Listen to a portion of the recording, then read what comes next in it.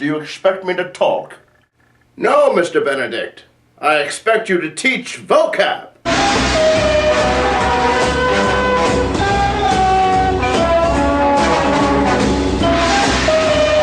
The first word in this unit is acme. It's a noun and it means the highest point. So you could say, disco culture in the United States was at its acme in 1977 or 1978. The next word is attribute, and it's a noun and it means a quality or characteristic associated with someone or something. So you could say, you have many good attributes, but your ability to listen quietly and not interrupt is not one of them. Same spelling, different part of speech, different pronunciation. Attribute.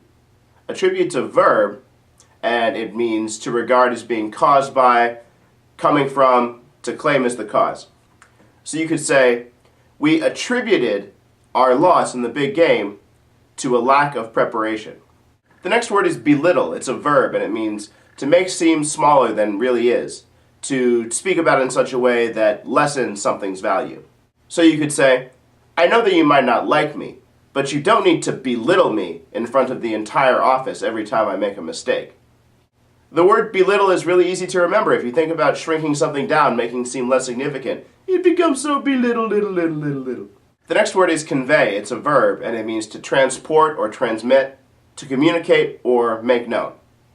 So you could say, I've told you over and over again, how can I convey the depths of my anger to you? The next word is doctrine. It's a noun, and it means a belief, principle, or teaching, or a collection of principles or teachings. So you could say, because of arguments about doctrine, many Protestant groups left the Catholic Church in Europe during the 16th century. The next word is excise, and as a verb, it means to remove by cutting. So you could say, the doctor was able to excise my tumor during surgery, and I was good as new.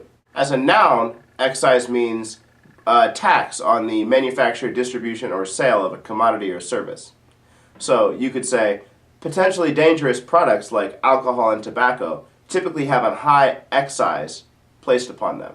The next word is exotic. It's an adjective, and it means foreign, strikingly unfamiliar. So you could say that travel to the Middle East appealed to Europeans during the Renaissance because of its exotic and unfamiliar foreign nature.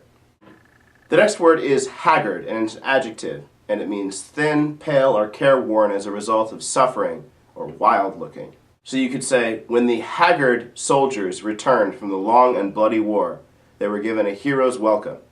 The next word is jaunty. It's an adjective, and it means lively and carefree in appearance or manner, smart and trim. So you could say, with a jaunty spring in his step, the little boy set out to face the day, happy and carefree. The next word is juncture. It's a noun, and it means a joining together, a place where two things are joined, or any important moment in time. So you could say, at the juncture of those two fence posts, our property ends. Or to talk about an important time, you could say, at this crucial juncture, it is time to finally pass the law and give all people the right to vote. The next word is menial, and it has two parts of speech. As an adjective, menial means lowly, humble, lacking dignity. So you could say, growing up, my grandfather had to perform many menial jobs, washing windows, cleaning toilets, in order to make money to support his family during the Great Depression. As a noun, a menial is a person who does lowly and unpleasant tasks. So you could say, sadly, many new immigrants to the United States end up working as menials, doing yard work or cheap labor in restaurants. The next word is parry, and it has two parts of speech. As a verb, parry means to deflect, ward off, avoid. So you could say, an effective politician can parry almost any tough question he is asked by a reporter.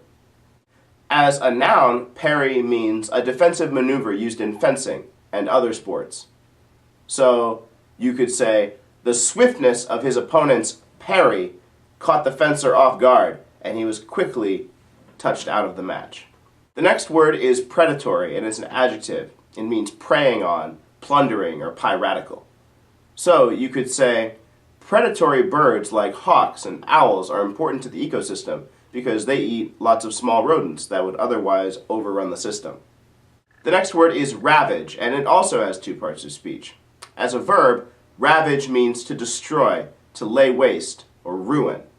So you could say, the swarming barbarians ravaged the city of Rome and destroyed it entirely. And as a noun, ravage means damages or destruction.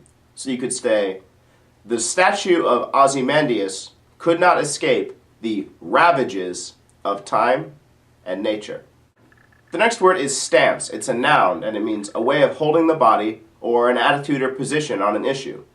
So you could say, when the batter got into his stance, the pitcher started to wind up and throw.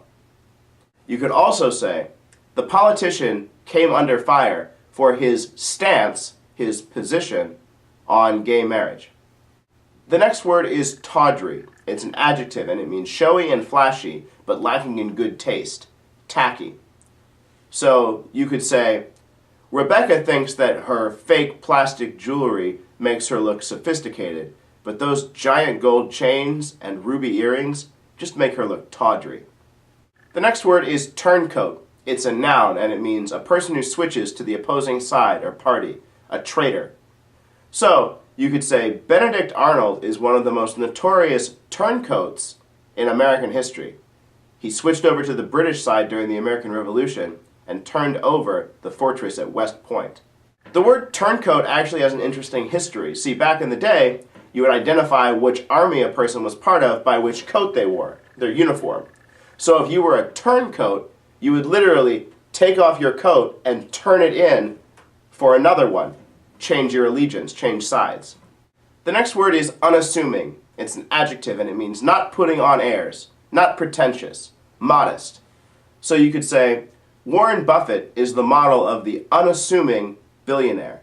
Despite all of his wealth, he still drives a very modest car and lives in a modest house in Omaha, Nebraska.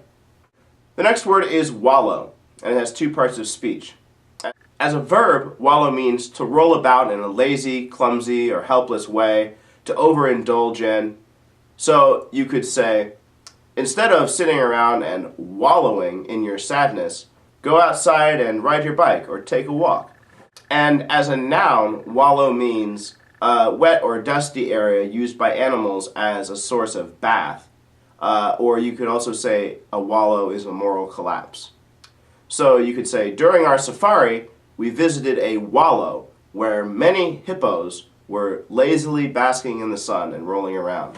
And the last word is waver. It's a verb, and it means to move to and fro, to become unsteady, to show lack of conviction in a decision. So you could say, you have wavered back and forth on the verdict long enough. We need to hear whether the convict is guilty or innocent. And that's it, all the words in Unit 7. So, good luck on your quiz. I'll see you in Unit 8. Goldfinger!